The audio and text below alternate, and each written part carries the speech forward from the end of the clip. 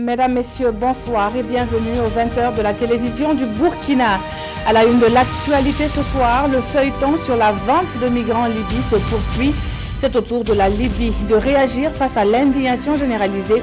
Le chargé d'affaires de l'ambassade libyenne au Burkina appelle à une mutualisation des efforts pour stopper le phénomène. Cet ensemble, qu'elle dénonce le système d'indemnisation dont elles sont bénéficiaires.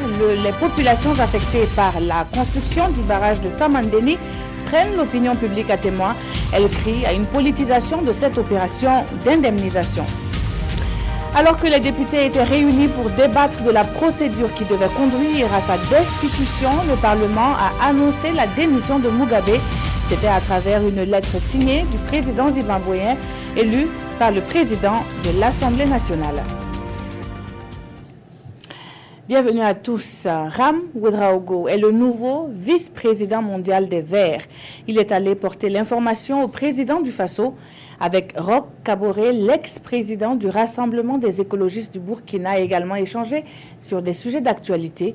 Konsoun Koulibaly et Aboubakar Sayon pour le compte-rendu.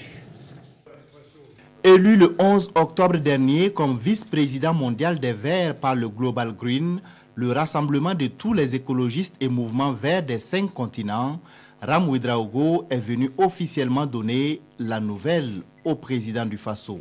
Il a été de mon devoir de venir informer de vive voix à son Excellence Monsieur le Président du Faso pour lui dire qu'un Burkinabé a été honoré au niveau mondial. La candidature de Ram Ouedraogo a été présentée par la Fédération des Verts d'Afrique. L'écologiste, qui n'est plus à la tête de son parti depuis 2 ans, a tout de même discuté avec le chef de l'État de sujets d'intérêt national et sous-régional.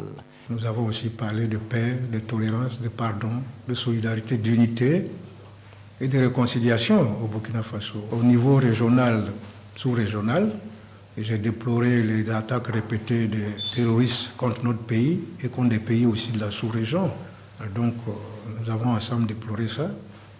Et puis surtout, l'actualité oblige ces jeunes Africains qui meurent aussi de l'autre côté de la Méditerranée et qui sont réduits en esclavage. Pour Ram Ouedraogo, son élection au poste de vice-président mondial des Verts est le couronnement de 30 années de lutte pour la protection de l'environnement. Sa principale mission en tant que vice-président mondial des Verts est de continuer à promouvoir l'écologie et à lutter pour la sauvegarde de la planète. Elle est la garante de la médiation au Burkina et peut compter sur un membre du gouvernement et pas des moindres. Le ministre d'État en charge de la sécurité a rendu une visite au médiateur du Faso cet après-midi même. Simon Compaoré dit être allé apporter son soutien à Sarah Sérémé à la tête de l'institution depuis peu. Le compte-rendu de Isiaka Ouedraogo et Oumar Zombré. Le ministre d'État, ministre de la Sécurité, Simon Compaoré, chez le médiateur du Faso, Sarah Sérémé. Cette visite revêt un double caractère. Elle est à la fois une visite de courtoisie et de soutien. Elle a un rôle important à jouer pour une bonne administration des affaires dans la cité. Et je suis venu lui dire aussi que nous étions prêts à notre niveau de l'aider à remplir correctement sa mission. Le médiateur du Faso a aussi promis d'œuvrer pour plus de visibilité de sa structure. Toute chose qui pourrait contribuer à rapprocher davantage les administrations et les administrés à cette institution de médiation et de conciliation. En tant que médiateur du Faso, défenseur des droits, défenseur des citoyens, face à la suprématie de l'État, nous allons œuvrer à approcher les gouvernants, l'exécutif, pour poser les préoccupations, pour défendre les préoccupations des populations, des administrés en général. Pour faire des actions du médiateur du Faso une réussite pour un climat social apaisé, le ministre d'État, Simon Compaoré, s'est engagé à déléguer un correspondant dans son ministère pour le traitement diligent des courriers du médiateur du Faso. Il invite aussi ses pairs à en faire autant. C'est reparti pour la coopération entre le Royaume de Belgique et le Burkina Faso. Après plus d'une décennie d'interruption des relations, elles sont réchauffées à Ouagadougou à la faveur d'une réunion. Dans la foulée, on annonce la mise en route de plusieurs projets à hauteur de 25 milliards de francs CFA. Précision avec Nongba Kouda et Zoubaviel David Dabiré. Le Royaume de Belgique et le Burkina Faso consolident leurs relations bilatérales à cette troisième commission mixte de coopération. Une coopération essentiellement axée sur des projets et programmes de développement financés par la Belgique dans les régions du centre-est et de l'est du Burkina Faso. Des domaines comme la politique de proximité, la formation, l'accès à l'eau potable et la santé de la reproduction sont pris en compte en vue d'accroître la résilience des populations et de contribuer au décollage économique des zones concernées. On trouve un endroit où, pour nous, on peut vraiment ajouter quelque chose. Il y a une valeur ajoutée, une région ou une province qui n'est pas encore dans le collimateur de beaucoup d'autres donateurs. Et nous pensons, et cet ensemble, évidemment, avec nos partenaires burkinabés, où nous pouvons réaliser quelque chose, et c'est cette vraie valeur ajoutée. Près de 25 milliards de francs CFA seront mobilisés pour la mise en œuvre de ces projets sur une période de 5 ans. Pour la partie burkinabé, ces projets sont une contribution substantielle dans la mise en œuvre des politiques publiques de développement. Ce programme qui porte sur un montant de 39 millions d'euros va concerner 4 axes prioritaires qui sont pris en compte dans le cadre du programme national de développement économique et social du Burkina Faso. Donc nous attendons beaucoup de la signature de ce programme qui s'étale de la période 2018-2022 et qui va mettre en place un certain nombre de programmes, un certain nombre de projets qui sera bénéfique pour les populations burkinabées. Cette commission mixte entre les deux pays intervient après 14 ans d'interruption de la coopération belgo-burkinabé. Une interruption qui, selon la délégation belge, n'a entamé en rien leur volonté de soutenir le Burkina Faso dans ses efforts de développement. Une trentaine d'ONG intervient dans divers domaines de développement au Burkina Faso et les deux pays comptent consolider cette relation bilatérale. Et on parle encore de la vente des migrants en Libye. Le chargé d'affaires de l'ambassade au Burkina Faso a animé un point de presse. Il avoue l'impuissance de son pays face à cette situation et en appelle à une réaction conjointe de la communauté internationale. Le point avec Gérard Sommet et Nathalie Savadoko. Les autorités libyennes rejettent toute responsabilité dans l'affaire du trafic d'hommes sur leur territoire. Face à la presse, le chargé d'affaires de l'ambassade de la Libye au Burkina Faso condamne ces genres de pratiques inhumaines. Le ministère exprime son refus catégorique et condamne fermement ce genre de pratiques inhumaines, contraires à la culture et au patrimoine du peuple libyen. Il réaffirme que ce qui a été diffusé par des médias à propos de ces actes est l'objet d'une enquête menée par les services libyens compétents. Si le résultat de l'enquête confirmait la pratique, les auteurs et complices seront poursuivis et sanctionnés. Le ministère des Affaires étrangères du gouvernement d'entente nationale exprime son engagement total au respect de la Charte des Nations Unies à ce sujet. Le phénomène de trafic des hommes et de l'immigration illégale n'est pas nouveau selon les chargés d'affaires. Et selon lui, la Libye a toujours interpellé les États sur le danger du phénomène. La Libye, tout seul, ne peut pas résoudre le problème. La Libye, c'est un point de transit. On n'est pas l'objectif pour la stabilité. Et malgré la majorité des immigrés, quand ils arrivent en Libye, et on leur demande de revenir chez eux, ils ne veulent pas revenir chez eux. Et il y a certains même ambassades qui refusent de faire rentrer chez ressortissants. Le chargé d'affaires lance un appel à l'Union européenne, à l'Union africaine et aux pays concernés pour une synergie d'action, seule condition pour venir à bout de l'immigration illégale. Et pendant ce temps, la Côte d'Ivoire procède à un rapatriement volontaire de ses ressortissants. Ces désormais ex-candidats au départ pour l'Europe confirment tous les exactions dénoncées. Plusieurs centaines de migrants ont déjà foulé le sol ivoirien. Des migrants ivoiriens de retour des centres de rétention libyens confirment les ventes d'esclaves. Ils étaient 155 la nuit dernière à regagner Abidjan.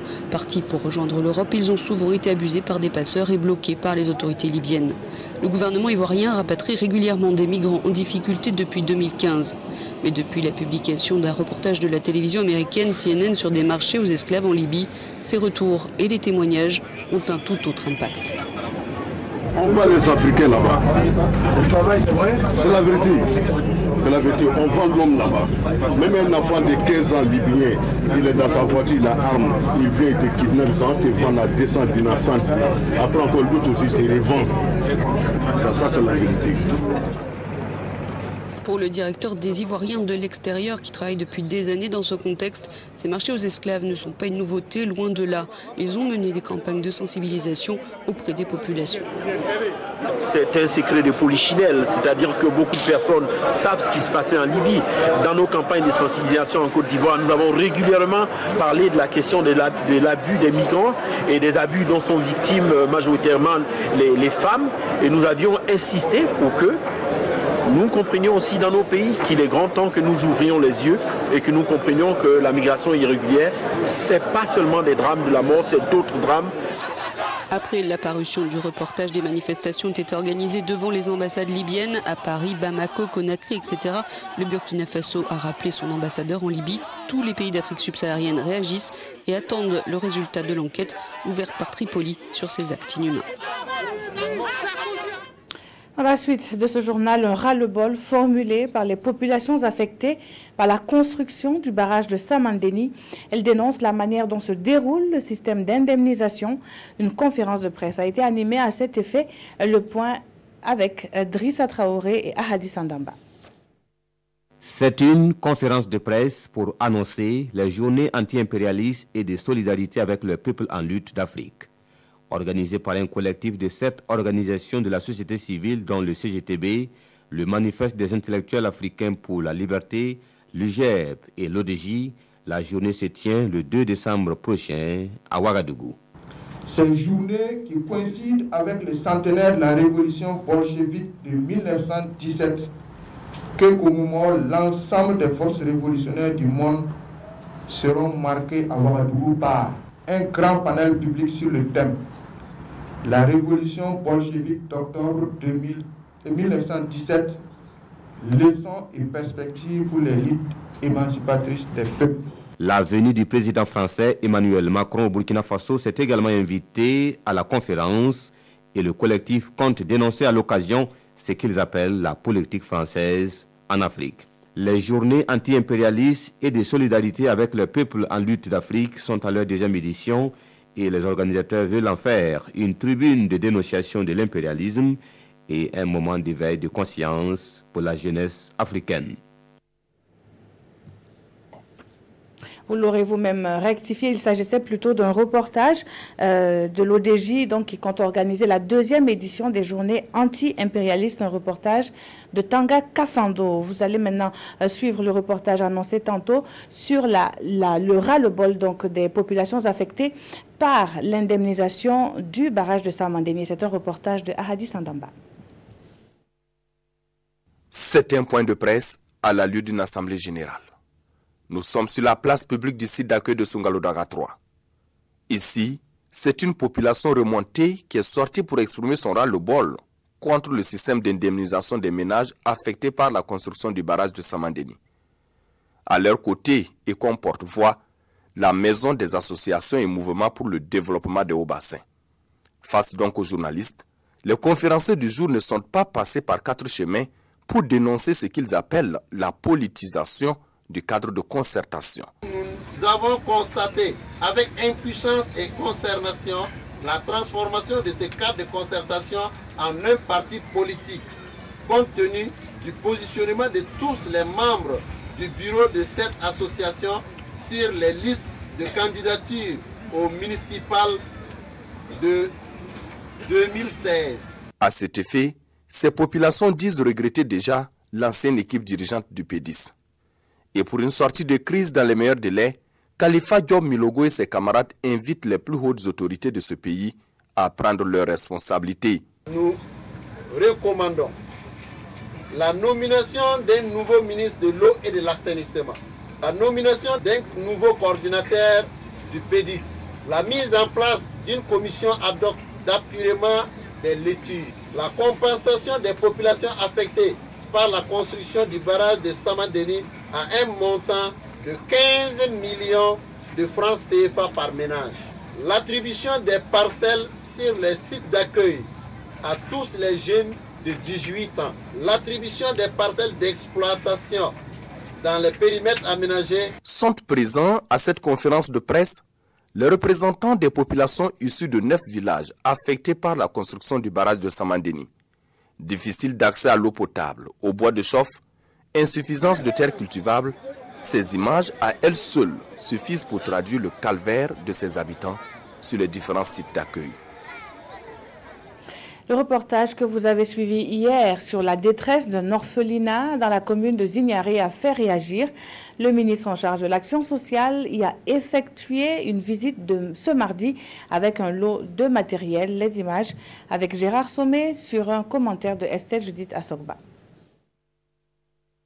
En larmes hier et lançant un cri de cœur aux personnes de bonne volonté pour sauver l'orphelinat des enfants de Zignaré, Anocienta Clémentine Tiendrebego, une des mères des enfants, a aujourd'hui le grand sourire.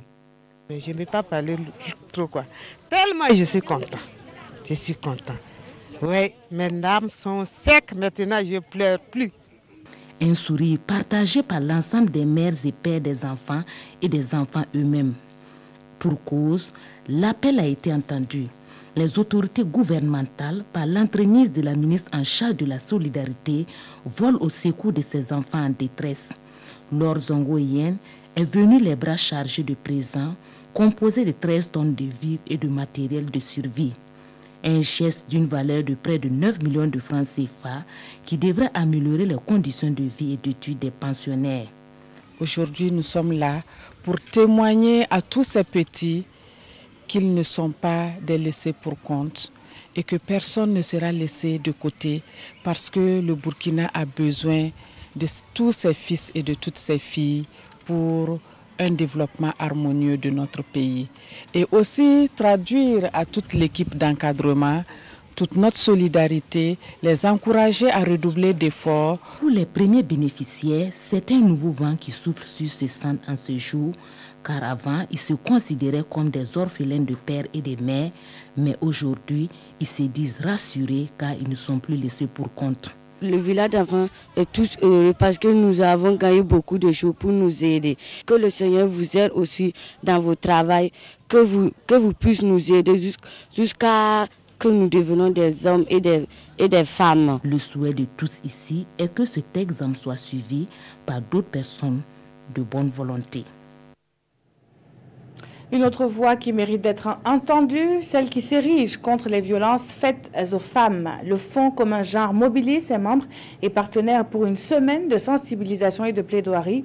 Le ton a été donné ce matin à Ouagadougou, le programme avec Issa Kafando et Maxime Zongo.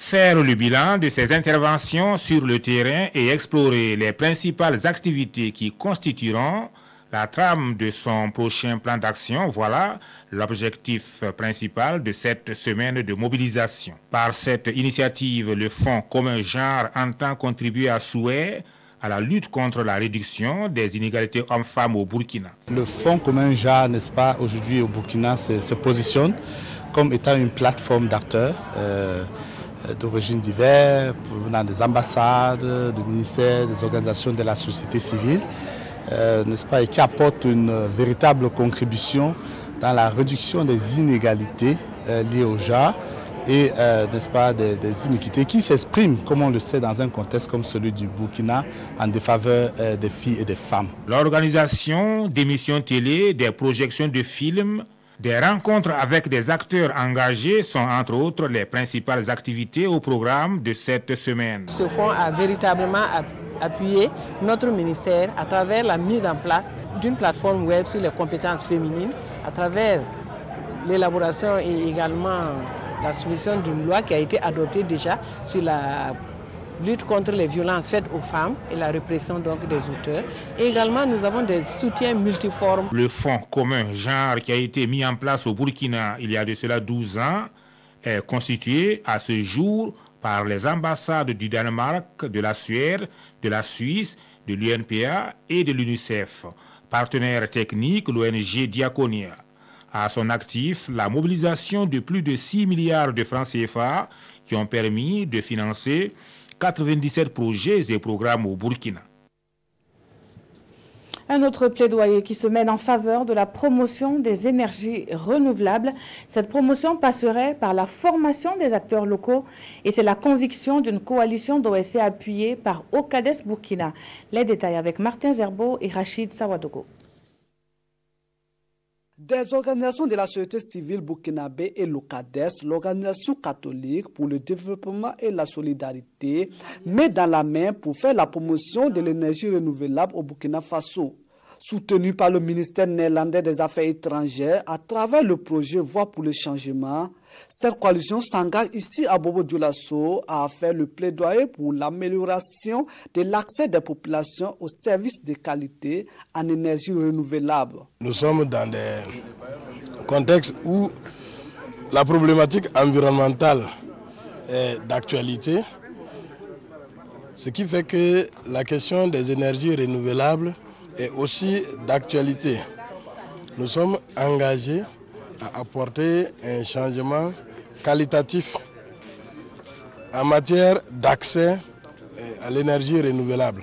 Pour atteindre ces objectifs, l'OCADES et ses partenaires comptent travailler avec les acteurs du monde éducatif pour l'intégration des filières techniques aux énergies renouvelables dans les établissements d'enseignement technique. Nous avions mené un certain nombre d'études qui ont ressorti la faiblesse de l'offre de formation en énergie renouvelable, surtout sur le marché local. Si vous allez par exemple dans les communes et les provinces, pour trouver quelqu'un qui a un niveau CAP, CQP et qui connaît bien les technologies solaires ou d'énergie renouvelable, vous n'en trouverez pas dans les zones rurales. Et donc, pour que l'objectif du plaidoyer soit atteint, nous avons voulu susciter l'intérêt pour la création des filières de formation en énergie renouvelable. Les énergies renouvelables sont des énergies dites propres, dépourvues d'émissions polluantes, fournies généralement par le soleil, le vent et les chutes d'eau. C'est aussi la formation qui est prônée par l'ARCEP, l'autorité de régulation des communications électroniques et des postes. Dans son viseur, des magistrats qui se familiarisent à l'utilisation des TIC. L'initiative participe à la lutte contre la cybercriminalité. C'est ce que nous disent Isiaka Oudraogo et Draman Guéné. La cybercriminalité, les infractions commises par le truchement des TIC sont ici présentées aux magistrats. L'ARCEP, l'autorité de régulation des communications électroniques et des postes, assurant la veille technologique au Burkina, veut par cette formation expliquer la législation spécifique au TIC aux hommes de droit. Durant 3 jours, ces magistrats du ressort territorial de la Cour d'appel de Fada vont maîtriser les instruments leur permettant de réprimer la cybercriminalité dans toutes ses formes. Un aperçu des technologies de l'information et de la communication va être présenté aux magistrats afin de leur permettre donc de prendre connaissance des spécificités. Donc bon, l'évolution technologique, les pratiques, ainsi de suite. Ensuite, le deuxième jour, l'écosystème donc des communications va être présenté. Comment est-ce que tout ceci sont régis, gouvernés, organisés? Et le troisième jour, donc, bon, quelles sont les spécificités, donc les pratiques donc, au niveau donc, du Burkina? C'est donc une formation à 3 volets qui va au-delà de simples explications de texte. Le matériel utilisé par les criminels, leur mode opératoire actualisé seront présentés. Il y a une vingtaine d'années, on ne parlait pas de cybercriminalité, mais aujourd'hui on parle de cybercriminalité. Donc c'est l'évolution de la société, l'évolution de du modernisme qui a amené ces nouveaux fléaux-là. Donc il faut continuellement se remettre en cause. Pour la sécurité de l'utilisation des TIC au Burkina, l'ARCEP mise sur la répression. De la répression qui sera mieux menée avec cette série de formations des magistrats, débutée à Bobo-Dioulasso, puis ici à Tinkodogo, pour finir à Ouagadougou les jours à venir. 24 heures après sa sortie médiatique controversée, Robert Mugabe annonce sa démission de la présidence du Zimbabwe. Dans une lettre, le président à la tête du pays depuis 1980 affirme que cette démission est un choix volontaire, animé d'un désir d'assurer le transfert du pouvoir sans violence. L'annonce de la démission a immédiatement été suivie par un concert de klaxons dans la capitale Harare.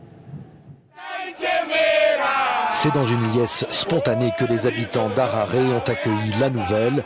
Mardi, le président du Zimbabwe a confirmé par écrit sa démission.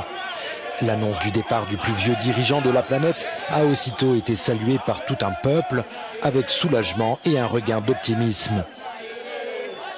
Nous avons un bel avenir devant nous. Nous avons tout ce qu'il faut pour être le meilleur pays au monde. Nous avons des minerais, des terres, nous avons des compétences. Notre peuple est éduqué et les gens sont des travailleurs acharnés. Poussé vers la sortie par l'armée qui n'avait pas hésité à le placer en résidence surveillée, Robert Mugabe a résisté quelques jours de plus, en vain. Bien joué, ça va être une grande fête ce soir. Il était aux alentours de 17h, heure de Paris, lorsque le président du Parlement a lu la lettre de démission de Robert Mugabe. L'Assemblée nationale débattait depuis le début de l'après-midi de sa destitution.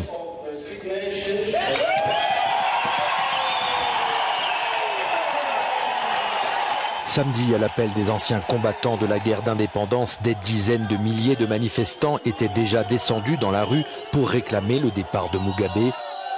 Selon toute vraisemblance, la période de transition qui s'ouvre devrait être dirigée par l'ancien vice-président Mnangagwa, qui avait lui aussi appelé Robert Mugabe à démissionner.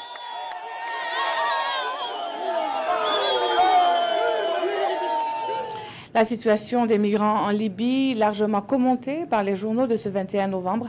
La revue de presse est avec Touobouam Evelyne Dabiri. Les parutions de ce jour reviennent sur la vente des migrants en Libye, une pratique qui est, selon le quotidien, l'expression de la faillite de nos dirigeants. Et pour preuve, ce journal explique que la maltraitance et la vente des esclaves étaient bien connues des dirigeants. Comme preuve, poursuit aujourd'hui au Faso, en avril dernier, un rapport de l'OIM avait fait cas de marché aux esclaves dans le sud Libye. Mais que nenni, rien n'a été fait depuis lors, pas même une pseudo-déclaration de condamnation, condamne le quotidien, qui estime que la situation s'est certainement amplifiée avec le mutisme de nos chefs d'État. Si de nos jours les réactions vont bon train contre cette pratique selon Sidoya, le quotidien soutient qu'il faut enfin agir pour mettre fin à cette pratique d'un autre âge. Dommage qu'on en reparle 169 ans après, déplore l'observateur Palga. Autre sujet d'intérêt, la crise politique au Zimbabwe. Mugabe avait jusqu'à hier midi pour rendre sa démission, mais le vieux a royalement ignoré cet ultimatum, explique le pays. Sacré Mugabe écrit aujourd'hui au Faso. Il a réussi à lire sa déclaration en direct à la télévision en sautant la page où sont inscrits les mots entérinant sa démission aux yeux et à la barbe des galonnés de l'armée assis derrière lui. Il faut un Mugabe pour le faire. Le camarade Mugabe a même annoncé qu'il présiderait en décembre prochain le congrès de son parti, dont il n'est pourtant plus le premier responsable, poursuit l'observateur Palga. Et puisqu'il feint de ne pas voir le doigt qui lui indique la porte, alors les Zimbabwéens auront-ils d'autre choix que de le défenestrer, s'interroge l'observateur Palga. On s'achemine en tout cas vers cette solution, selon ce journal. Mais que sera l'après Mugabe? Question des journaux. Il n'y a pas 36 000 scénarios de l'après Mugabe, affirme aujourd'hui au Faso, qui explique. C'est soit l'armée, soit Mnangagwa.